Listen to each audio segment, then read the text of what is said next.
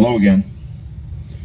Just out here this morning doing some work in the greenhouse and thinking about things that as a child I solidly believed. I had absolutely no doubt about them. I couldn't be shaken on them. Things like the Civil War was all about slavery, that we had to go fight Hitler in World War II. Things like Hiroshima was justified because of Pearl Harbor. That in July of 1969, we landed on the moon. That a magic bullet killed JFK. That the 1973 oil crisis was the fault of OPEC.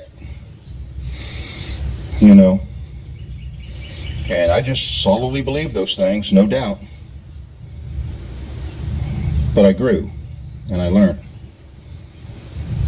And some of these things made me feel better about myself to believe, made me feel justified. Things of war, if you've got a good reason that seems ethical presented to you, it's easier to accept because it displaces any guilt you might have for what you do in that war. Big accomplishments make you feel stronger and more invincible. So these things feed your ego and feed your conscience. So they're easy to hold on to and very hard to let go of. Now, you might say, well, yeah, and try to convince me about the Civil War. Well, if you still think the Civil War is about slavery, you need to just shut up. Now, you might tell me stories you think about World War II, and I just want to tell you haven't read enough to really understand that there were no white hats in that game. Now, we pretty much know about JFK.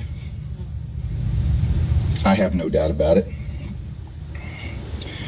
And maybe you say, well, yes, we landed on the moon. How dare you say we didn't land on the moon? You might say, prove that we didn't land on the moon. Now, the simple reality is, it's not on me to prove that we didn't. It's on you to prove that we did, because the only evidence you have for it is that the talking heads on TV told you that we did. And I've become grown up enough to know the only person on TV that I would ever believe is Captain Kangaroo.